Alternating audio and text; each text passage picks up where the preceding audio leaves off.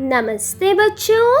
आज हम कक्षा 7 बाल महाभारत कथा का पाठ 20 कर रहे हैं, जो है मायावी सरोवर। आज हम इसके करेंगे प्रश्न उत्तर। तो अब शुरू करते हैं।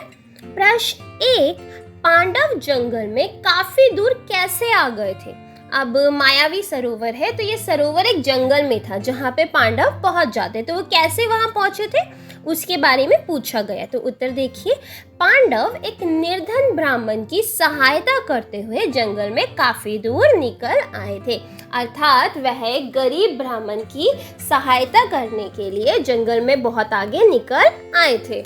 प्रश्न 2, नकुल ने आसपास जलाशय होने का अनुमान कैसे लगाया?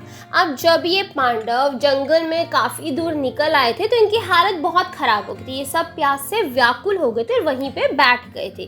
तो युधिष्ठिर नकुल से कहते हैं कि जरा तुम देखो तो सही पेड़ पे चढ़कर कि कहीं आसपास जलाशय है या नहीं। तो वही बात यहाँ पर पूछी गई है कि नकुल ने आसपास जलाशय होने का अनुमान कैसे लगाया था। ठीक है, अब उत्तर देखते हैं। नकुल ने जब पेड़ पर चढ़कर देखा तो कुछ दूरी पर उसे ऐसे पौधे दिखाई दिए जो पानी के नजदीक ही उगते हैं। वहीं आसपास कुछ बगुले भी बैठे हुए थे।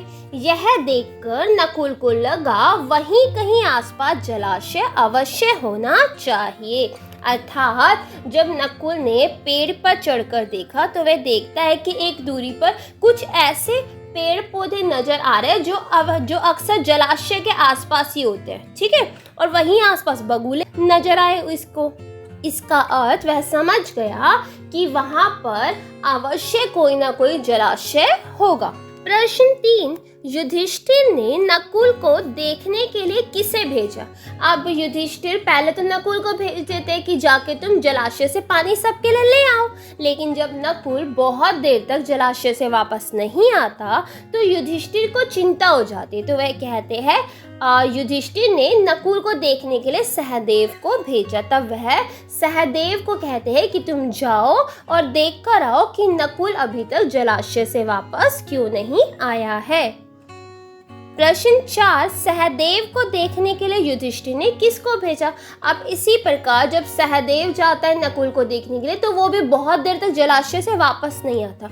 तो फिर युधिष्ठिर फिर अर्जुन को कहते हैं कि अर्जुन तुम जाओ और देख कर आओ कि सहदेव को क्या हो गया, ये सहदेव और नकुल वापस क्यों नहीं आ रहे हैं। प्रश्न 5, पानी पीने के बाद चारों भाइयों के साथ क्या हुआ? अब चारों भाई जलाशय के पास तो गए थे, लेकिन वहां पे हुआ क्या था ये पूछा जा रहा है। तो उत्तर देखिए, पानी पीने के बाद चारों भाई अचेत होकर गिर पड़े।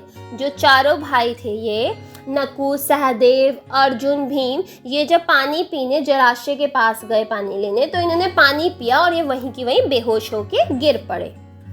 प्रश्न 6, युधिष्ठिर ने सबसे पहले पानी लाने किसे भेजा था? उत्तर देखिए, युधिष्ठिर ने सबसे पहले पानी लाने अपने भाई नकुल को भेजा था। प्रश्न 7, अर्जुन के भी ना लौटने पर युधिष्ठिर ने क्या किया? अब जब अर्जुन भी वापस नहीं लौटा तो युधिष्ठिर ने भीमसेन को तीनों भाइयों को देखने के लिए भेजा। वे कहते हैं भीमसेन अब तुम जाकर देखो कि ये तीनों भाई अभी तक वापस क्यों नहीं आए हैं। कोई अनहोनी तो नहीं हो गई, कोई मुश्किल में तो ये लोग नहीं फंस के, तुम एक बार जाओ और देखकर आओ। अब आता है प्रश्न 8, नकुल ने जलाशय को देखकर क्या सोचा? उत्तर देखिए, नकुल ने सोचा कि पहले तो मैं अपनी प्यास बुझा लूं और फिर तरकश में पानी भरकर भाइयों के लिए ले जाऊंगा। अब आप सबको ही पता है ये पांचों भाई प्यास से व्याकुल थे। अब जब नकुल सबसे पहले पानी लेने जाते हैं तो वह देखते हैं वहां पे जलाशय में, कहते तरकश में पानी में सबके लिए ले जाऊंगा, लेकिन उससे पहले मैं थोड़ा पानी स्वयं पी लेता हूँ। प्रश्न 9, जब अर्जुन को भी वैसी ही वाणी सुनाई दी तब उसने क्या किया? उत्तर देखिए, अर्जुन उस वाणी को सुनकर गुस्से से भर गया। जैसे ही अर्जुन पानी पीने के लिए उठता है, बैठता है, पानी अपनी अंजलि में लेता है तभी वह एक आवाज़ सुनता है जो उसको पानी पीने से रोकती है। तो उस आवाज़ को सुनकर अर्जुन बहुत ज़्यादा गुस्से से भर जाता है। उसने बाण छोड़ने शुरू कर दिए।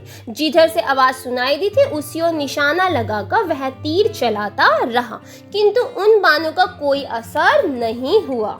प्रश्न 10, नकुल जब जलाशय में पानी पीने को हुआ तब कैसी आवाज आई थी? तो तब कैसी आवाज आई थी ये पूछा गया। उत्तर देखिए, नकुल ने दोनों हाथों की अंजलि में पानी लिया और पीना ही चाहता था कि इतने में आवाज आई, माद्री के पुत्र दुस्साहस ना करो, यह जलाशय मेरे अधीन है, पहले मेरे प्रश्नों का उत्तर दो फिर पानी पियो। अब जैसे ही नकुल पानी पीने के लिए हुआ वैसे ही पानी से आवाज आई कि माद्री के पुत्र, तुम ये पानी पीने का दुस्साहस मत करना।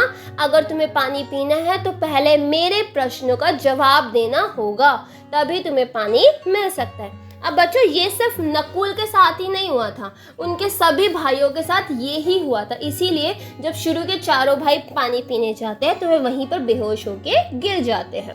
अब ये सभी भाई बेहोश होके क्यों गिरते हैं? क्योंकि ये कोई भी इनमें से उस आवाज के सवालों का जवाब देने के लिए तैयार नहीं होता, बल्कि गुस्से में आकर पहले उसे कुछ कहते हैं और फिर पानी पी लेते हैं, और जैसे ही वो पानी पीते हैं वो वहीं पर बेहोश होके गिर जाते हैं। अब आता है प्रश्न 11, भाइयों के नहीं लौटने पर युधिष्ठिर को क्या भय सताने लगा?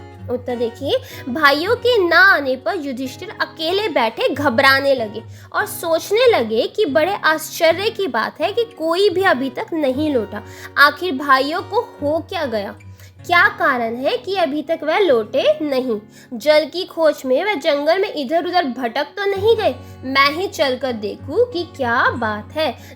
जब चारों भाई वापस नहीं आते तो युधिष्ठिर को चिंता हो जाती है कि आखिरकार क्या कारण हो गया, क्यों मेरे भाई अटक गए, अभी तक वापस नहीं आए, कहीं वह जंगल में खो तो नहीं गए। तो उसको बहुत ज़्यादा चिंता हो जाती है। वह कहते हैं अब मैं ही चलकर देखता हूँ कि आखिरकार मेरे भाई गए कहाँ हैं। प्रश्न 12, सहदेव ने जलाशय के पास क्या देखा और वहां उसके साथ क्या घटना घटी? उत्तर देखिए, सहदेव ने जलाशय के पास नकुल को जमीन पर पड़ा हुआ देखा, पर उसे भी प्यास इतनी तेज लगी थी कि वह कुछ ज्यादा सोच ना सका। वह पानी पीने को ही था कि पहले जैसी वाणी उसे भी सुनाई दी। उसने वाणी की चेतावनी पर ध्यान ना देते हुए पानी पी लिया और किनारे पर चढ़ते चढ़ते वह अचेत मीन्स बेहोश होकर नकुल के पास ही गिर पड़ा। अब सहदेव ने क्या देखा था जलाशय के पास? उसने देखा था कि वहां पर जो नकुल है जमीन पर बेहोश पड़ा हुआ है, लेकिन वह इतना ज्यादा प्यासा था कि वह सोचता है पहले मैं पानी पी लेता हूँ, उसके बाद मैं भाई को होश में लाने की कोशिश करूंगा। लेकिन जैसे ही वो पानी पीने को होता है वहां से जलाशय से आवाज आती है और उसे पानी पीने से रोकने की कोशिश की जाती है कि तुम पानी मत पियो, पहले मेरे सवालों का जवाब दो क्योंकि ये जलाशय मेरा है। लेकिन सहदेव उस आवाज पर ध्यान नहीं देता और पानी पी लेता है, और पानी पीने के बाद क्या होता है, किनारे पर चढ़ते चढ़ते वह भी नकुल के पास ही बेहोश होके गिर जाता है। तो बच्चों ये था मायावी सरोवर। उम्मीद है आप सबको प्रश्न उत्तर समझ आए होंगे। फिर भी कोई डाउट हो तो आप कमेंट बॉक्स में पूछ सकते हैं। अगर वीडियो पसंद आई हो तो लाइक करना और चैनल को सब्सक्राइब करना मत भूलना। धन्यवाद।